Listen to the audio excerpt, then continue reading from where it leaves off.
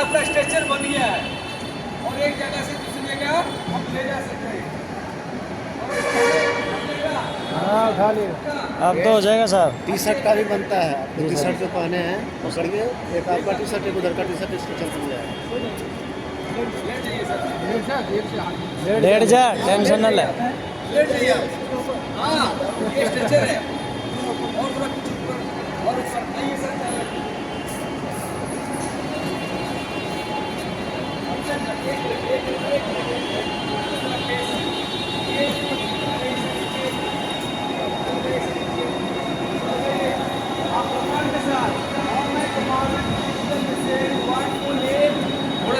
थोड़ा सा कमर को सीधा करिए, कमर सीधा करिए। अब एक साथ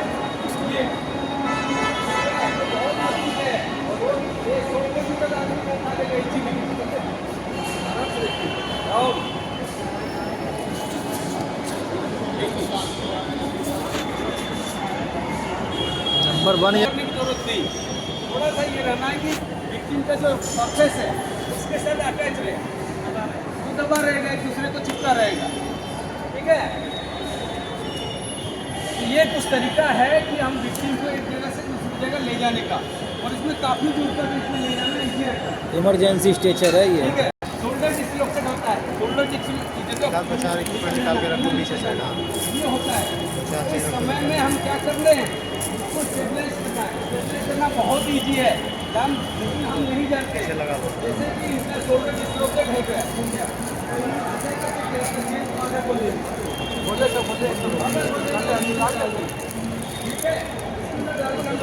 एक छोटा सा कपड़ा रुमाल से इसको क्या कर देंगे, बांध देंगे। मेरा हो जाता है शोल्डर डिस्लोकेट। इसका होता है राइट। तो हमें क्या करना है, इस तरह से बांध के उनको हॉस्पिटल भेजेंगे। बस हमें इतना ही करना है।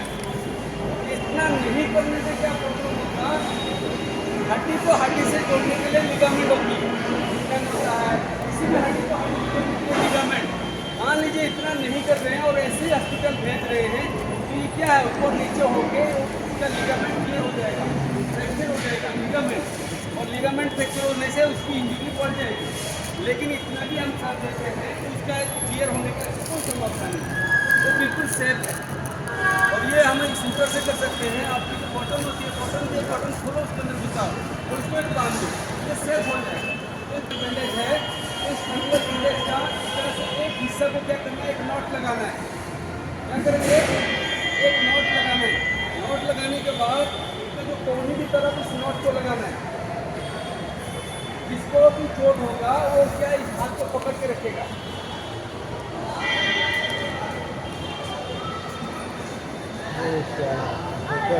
टेम्परेरी जो है ना कि वासल लगा दिया।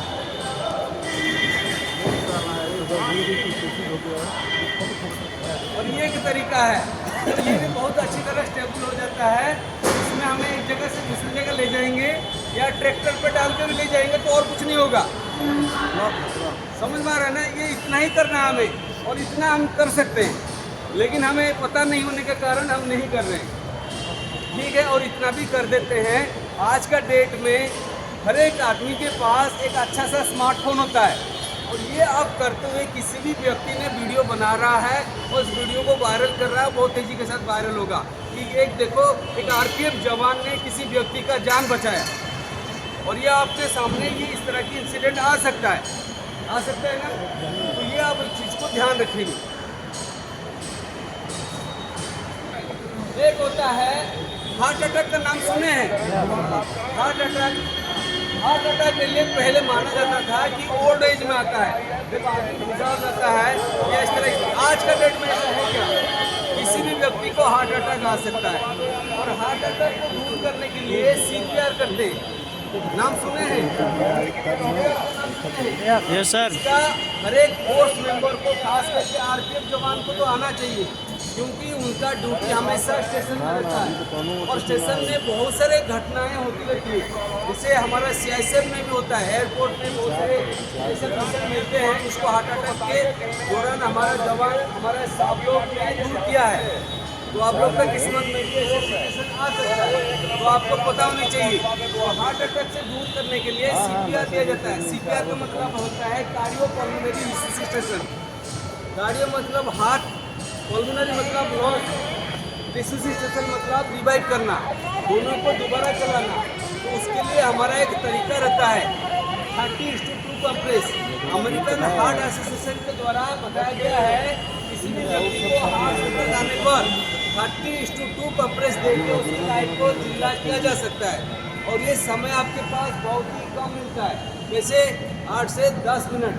मोबाइल नंबर डालो तो ना 8 से 10 मिनट के अंदर आप लोग ट्राई नहीं करते हैं तो उसका बायोलॉजिकल डेथ होता है। बायोलॉजिकल डेथ का मतलब ब्रेन सेल मरना।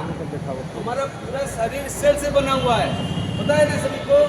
तो हमारा ब्रेन सेल वो एक बार मरता है तो दोबारा उसका सेल डिवीजन नहीं है। बाकी पूरा बॉडी का सेल डिवीजन होता है, लेकिन ब्रेन सेल का सेल डिवीजन नहीं है। तो इसलिए एक बार वो मरता है तो दोबारा डिवीजन नहीं होगा। तो इसलिए हमें क्या करना है, मैनुअली इसका चेस्ट को कंप्रेस देना है और हार्ट का ब्रेन सेल मरने से बचाना है।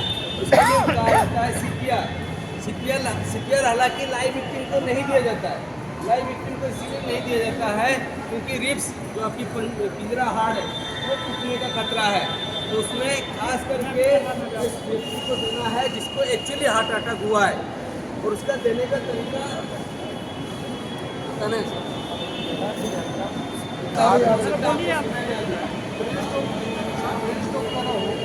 हाँ, ब्रेन स्ट्रोक क्या है? ब्रेन हेमरेज होता है। ब्रेन हेमरेज या ब्रेन स्ट्रोक होता है क्योंकि ब्रेन में भी कई सारे सीरा प्रसीरा है जो ब्लड पहुंचाता है, ऑक्सीजन पहुंचाता है। उसके अंदर कहीं ब्लॉकेज हो गया तो उसको ब्रेन स्ट्रोक कहते हैं। उसके अंदर पतली नलियाँ फट जाने से ब्रेन हेमरेज कहते हैं। हाँ, ब्रेन हेमरेज में CPR नहीं देते, हार्ट अटैक में CPR देते हैं। जिसका हार्ट बंद है, हाँ वही चीज़ें हैं। इनके लिए थोड़ा क्लैंपिंग करो। पता कैसे करें? हमें कैसे पता चलेगा उसको ब्रेन हेमरेज है कि हार्ट प्रॉब्लम है कि क्या है? तो उसको पता करने के लिए 3 तरीका है। कितना तरीका? 3 तरीका। ये 3 तरीका को हम याद रखते हैं कि किसी भी व्यक्ति का ब्रेन स्ट्रोक है, सेंसलेस है, हार्ट अटैक है, हम इसको फाइंड आउट कर सकते हैं। और ये बहुत ही ईजी है, हर एक व्यक्ति को आना चाहिए। कैसे चेक करेंगे? सभी अभी अपना इस सेंटर को बोलते हैं ट्रैकिया। ट्रैकिया के ठीक लेफ्ट या राइट में थोड़ा प्रेस करके देखो कि सभी का पल्स बीट हो रहा है। वहाँ देखो, आ रहा है? लगाओ, देखो आता है।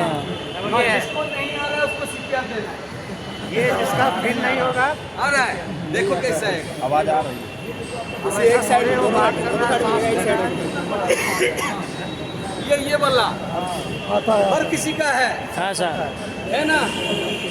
मान लीजिए जिसका नहीं है उसको हार्ट अटैक नहीं है। हमें इसको फाइंड आउट करना आना चाहिए।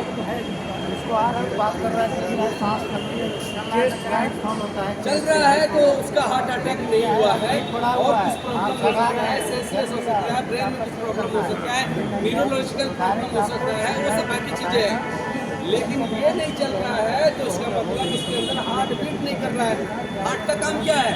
हार्ट एक पंप स्टेशन है। पंप स्टेशन समझते हैं? पंप करना है। किस क्या पंप करता है? ब्लड पंप करता है। और ब्लड को पंप करने से क्या होता है? ब्लड पूरी बॉडी में सर्कुलेट होती है ना। तो हमें क्या करना है? पहला चीज़ क्या चेक करना है? सर्कुलेशन, है ना। ये प्रेजेंट नहीं है। और क्या चेक करेंगे? CAB से ब्रीथिंग चेक करेंगे। ब्रीथिंग क्या चेक करेंगे? सांस ले रहा है कि नहीं। और उसका चेक करने का तरीका ये देखो, LLF, लुक, लिसन, फील। जैसे कि मैं इस पोजीशन से देख रहा हूँ, ये कान के पास लगाना है, वो सांस ले रहा है कि सुनाई देगा। इसमें 3 चीज होता है। सबसे पहला चीज देख रहा है लुक। मैं क्या देखा? चेस्ट उसका अप डाउन हो रहा है कि नहीं, लुक किया, देखा। क्या सुना? उसकी नाक से जो हवा छोड़ रहा है वो आवाज आ रहा है कि नहीं, सुना। Listen, feel. फील का मतलब जो नाक से हवा आ रहा है वो गाल में आपका लग रहा है कि नहीं, फील किया। ये तीनों चीज होता है तो उसकी ब्रीथिंग एब्सेंट है या चल रहा है ये पता चल जाएगा। 2 चीजें पता कर लिया आप लोग, सर्कुलेशन और ब्रीथिंग। और उसका एयरवे की चेक करना है। एयरवे कैसे चेक करते हैं? 2 मेथड है। हेड टिल्ट, चिन लिफ्ट होता है, थ्रॉट्स मेथड होता है। हेड चीन लिफ्ट कैसे करते हैं? हेड को टिल्ट करना, चीन को लेफ्ट करना, उसका टोंग को देखना, टोंग जीभ को देखना। तो अभी कभी अनकॉन्शियस पेशेंट का जीभ पलट जाता है, बोलते हैं ना जीभ पलट गया है, क्योंकि ब्रेन का कंट्रोल जीभ पर नहीं रहता है और वो डाउन हो जाता है। जब डाउन होता है वो आपकी रेस्पिरेटरी ट्रैक को क्या कर देता है? ब्लॉक कर देता है। और जब रेस्पिरेटरी ट्रैक ब्लॉक होता है, आपको पता है कि रेस्पिरेशन, हार्ट का पंप एक सिक्का का दो पहलू होती है। जब रेस्पिरेशन बंद तो हार्ट बंद, जब हार्ट बंद तो रेस्पिरेशन बंद। ठीक है, क्योंकि ये दोनों एक साथ काम करते हैं। हार्ट को चाहिए ऑक्सीजन, ऑक्सीजन देने वाला रेस्पिरेशन, रेस्पिरेशन बंद, हार्ट बंद। हार्ट को ऑक्सीजन चाहिए आपकी लंग्स को, हार्ट नहीं चल रहा है, रेस्पिरेशन बंद। तो इसलिए दोनों चीज़ें आपकी प्रेजेंट होनी चाहिए। तो उसको निकालने के लिए जीभ को ये एक तरीका है कि आप इसको टोंग को खोले, जीभ को खींच के बाहर निकाले। और इसके लिए एक और सेल में है, वो बहुत बड़ी चीज़ें हैं, वो आपको नहीं कर सकते क्योंकि वो हमारे पास होता नहीं है। लेकिन एक बार आप CPR दे दिया, उसकी रेस्पिरेशन दोबारा चालू हो जाएगा, उसका हार्ट दोबारा चालू हो जाएगा, उसका ब्रेन दोबारा चालू हो जाएगा। तो सभी के ऊपर उसकी कंट्रोल आ जाएगी। जब कंट्रोल आ जाएगी, अपने आप वो सांस लेने लगेगा। अभी हमें क्या क्या चेक किए? इसकी रेस्पिरेशन चेक किए, सर्कुलेशन चेक किए, और क्या चेक किए? एयरवे चेक किए। और उसकी रेस्पॉन्स को भी देखते हैं। इसका जो दोनों कॉलर बोन है, कॉलर बोन समझते हैं, जो क्लेविकल बोलते हैं, तो क्लेविकल को जोर से टेप करना है। हे आरियो की टेप करने से क्या होगा? कोई ऐसा व्यक्ति जो अनकॉन्शियस है, बेहोश पड़ा है, तो वो हो सकता है वो दोबारा आ जाए, है ना। तो सबसे पहले टेप करना है, टेप करना है, कॉल करना है किसको? EMS को, क्योंकि हम डॉक्टर नहीं है। डॉक्टर है क्या? क्योंकि हमें इसको बाद में भी रिवाइव करने का हॉस्पिटल भेजना है, तो हमें टेप करेंगे, कॉल कर देंगे डॉक्टर को। CIP देखेंगे, सर्कुलेशन, एयरवे, ब्रीथिंग देखेंगे। देखने के बाद हम करेंगे CPR। CPR के लिए 2 हाथ की जरूरत है। पहला हाथ जो मास्टर हैंड है, सेकंड हाथ उसकी सपोर्टिंग है। पहले 3 लॉक होती है, hand lock, elbow lock, shoulder lock. ये बिल्कुल 90 डिग्री चेस्ट के ऊपर होता है, और जितना हो सकता है चेस्ट के ऊपर बिल्कुल रहता है। और अभी हम क्या करेंगे? सबसे पहले देने से पहले चेक करेंगे कि कौन सा उसका लोकेशन है, हार्ट का लोकेशन हमको जानना जरूरी है। सभी जानते हैं कि हार्ट का लोकेशन लेफ्ट साइड है, लेफ्ट में नहीं है, सेंटर पे है, स्टर्नम का ठीक नीचे है, लेकिन लेफ्ट साइड हल्का सा झुका हुआ है। सेंटर पे ये देना है, सेंटर पे ही करना है। कैसे फाइंड आउट करेंगे? जो हमारा हार्ट है, पिंजरा हार्ट बोलते हैं ना, रिब्स का जॉइंट को बोलते हैं जाइफेड प्रोसेस। वो उंगली पर रखेंगे और चेस्ट को फाइंड करेंगे। ये है 2 उंगली पर रखा, ये हमारा हार्ट का लोकेशन है। और इसी लोकेशन के पहले हाथ को रखना है, दूसरे हाथ को सपोर्ट करना है, पूरा ऊपर में इस प्रकार से चढ़ जाना है 90 डिग्री, समझ में आया? और इसी प्रकार से रिदम देना है, 1 and 2 and 3 and 4 and 5 and 6 and 7 and 8 and 9 and 10 20 30 40 30 के कंटिन्यू 30 तक गिनती करना है। 30 के बाद क्या करेंगे? 2 ब्रीथिंग देंगे। 2 ब्रीथिंग क्या है? ऑक्सीजन आप क्या कर सकते हैं? माउथ को माउथ दे सकते हैं, आँख को ब्रेथ दे सकते हैं। 2 बार देना है। कितने बार? 2 बार देना है। तो इसी प्रकार से आप क्या कर सकते हैं? उसको लगा देंगे, कम्प्लीटली लगा देंगे। फिर इसको क्या करेंगे? जोर से सांस को लेंगे और देंगे। कितने बार देंगे? 2 बार। कितने बार प्रेस करेंगे? 30 बार। कितना सर्किल करेंगे? 5 सर्किल। कितना मिनट में करेंगे? 2 मिनट में। 2 मिनट में 5 सर्किल करना है। मतलब 1 मिनट में 100 से 120 बार आपको दबाना है 1 मिनट में, तभी जाके आप उसको इफेक्टिव CPR दे सकते हैं। ठीक है, ये बहुत ही कारगर है। और इसके ये बताया जाता है कोई भी व्यक्ति हार्ट अटैक के बाद 1 से 2 मिनट के अंदर आप स्टार्ट कर रहे हैं तो उसकी बचने की चांसेस है 90%। और जितना मिनट लेट करते हुए जाओगे 10 से 15% उसकी चांसेस कम होते जाएगा। 8 से 10 मिनट के बाद वो कम्प्लीटली उसकी बायोलॉजिकल डेथ हो जाएगी। फिर कोई भी बड़े अस्पताल में ले जाओ वो बचेगा नहीं, कितने बड़े डॉक्टरों को भी दिखाओ वो बचेगा नहीं, क्योंकि ब्रेन सेल एक बार मर गया तो फिर वो जिंदा आएगा नहीं। ये है इसमें एक चीज़ ध्यान रखना है, ये कभी लाइव पे अप्लाई नहीं करना है। ये जो मैंने दिखाया ये लाइव विक्टिम पे कभी नहीं करना है, जिसको होश है सब कुछ कभी नहीं करना है। वो क्या करते हैं, अनकॉन्शियस रहता है, पता किए हो सकता है वो डेड ही हो, वो एक गोल्डन पीरियड होता है आपको उसको जिंदा करने का, वो तो ऐसे ही डेड हो ही जाएगा अगर CPR नहीं देंगे तो। उसमें अगर प्रेशर से रिब्स टूट भी जाए कम से कम ज़िंदगी तो बच जाएगी ना सर, इसलिए हम CPR देते हैं उस कंडीशन में। उसमें लाइफ पे कभी भी आप लोग प्रैक्टिकल नहीं करना है, ये सिर्फ दिखाने के लिए लगेगा, क्योंकि मैनिक्विन अभी हमारे पास अवेलेबल नहीं है और भी टीम लेके चली गई, तो लाइफ पे कभी नहीं करना है, नेवर। कुछ भी हो जाए हम कर रहे थे, ये जस्ट टच कर रहे थे, उसको दबाया नहीं। हाँ सर। दबाया नहीं। बहुत इंपॉर्टेंट कंपोनेंट होती है किसी भी व्यक्ति का। और हमारे शरीर में 5 से 6 लीटर खून रहता है। कितना लीटर? मान लीजिए 1 से 1.5 लीटर बाहर निकल गया है, वो बंदा मर सकता है, क्योंकि जो आपकी ब्लड हार्ट को चाहिए वो कंप्लीट में मिलेगा नहीं, आधा ब्लड मिलेगा। जब आधा ब्लड मिलेगा हार्ट ठीक से पंप नहीं कर पाएगा, और जब हार्ट से ठीक पंप नहीं कर पाएगा तो आपकी पूरी बॉडी में जो ऑर्गन्स है, इंपॉर्टेंट ऑर्गन्स, लिवर है, हार्ट है, स्प्लीन है, पेनक्रियाज है, स्टोमक है, किडनी है, वो सारे क्या हो जाएगा? पूरी तरह ब्लड नहीं पहुंचेगा, वो अपना काम करना छोड़ देंगे। जब वो अपना काम करना छोड़ देंगे तो धीरे धीरे बॉडी ठंडा पड़ने लगेगा। बोलते हैं ना बॉडी ठंडा हो गया, और बॉडी ठंडा होता है तो उसको बोलते हैं शॉक। और वो शॉक क्यों होता है? वो होता है हाइपोवोलेमिक शॉक।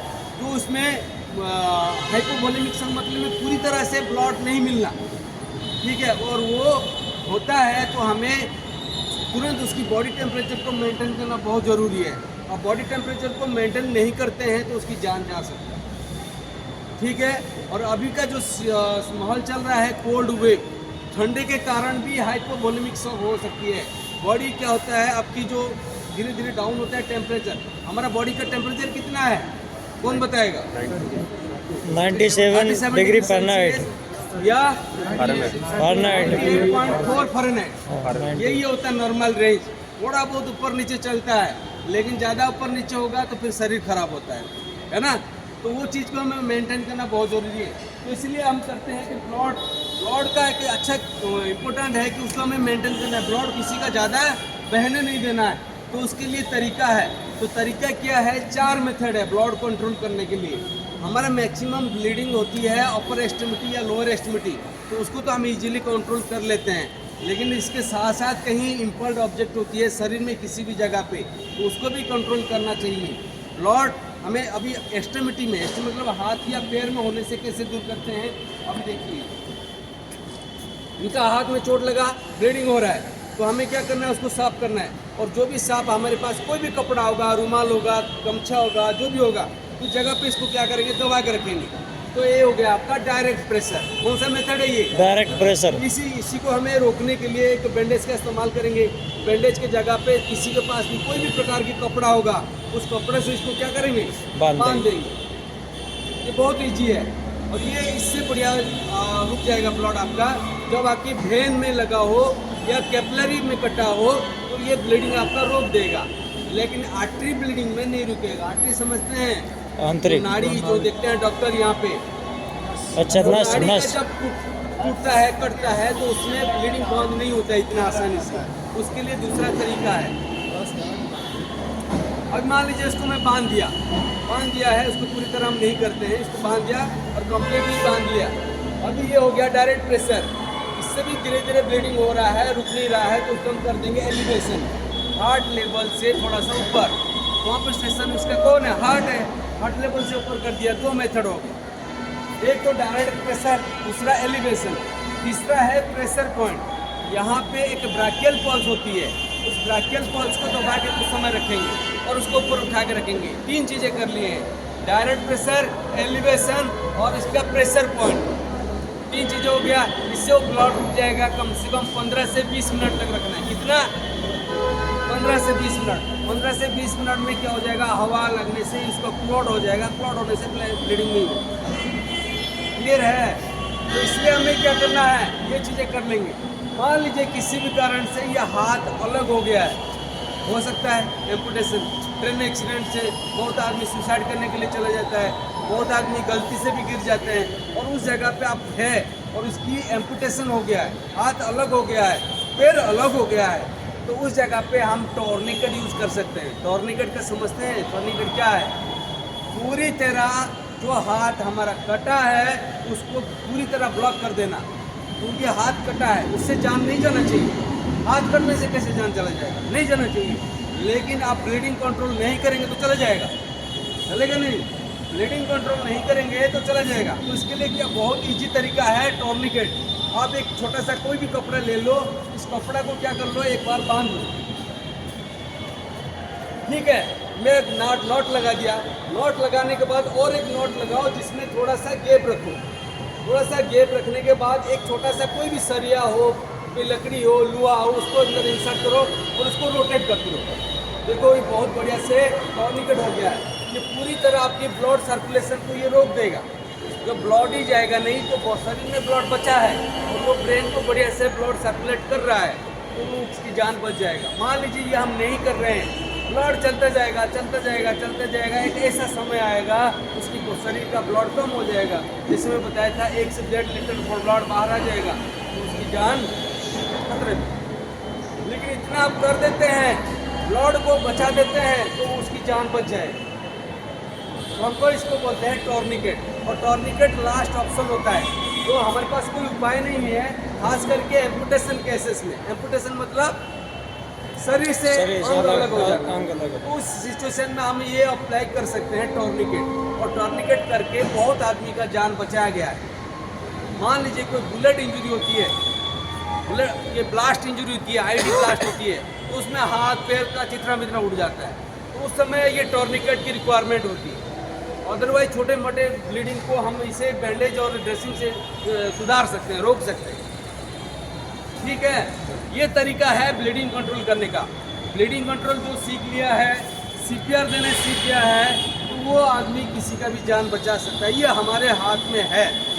जो हमारे हाथ में नहीं है उसको हम कुछ नहीं कर सकते। जैसे कि किसी का ऐसा ब्लास्ट हुआ, हाथ पैर छाती पर चित्रा वित्रा हो गया, उसमें कुछ नहीं कर सकते। जिसका गर्दन अलग हो गया उसमें हम कुछ नहीं कर सकते। जहाँ पे कुछ कर सकते हैं वो मेथड हमको पता होनी चाहिए।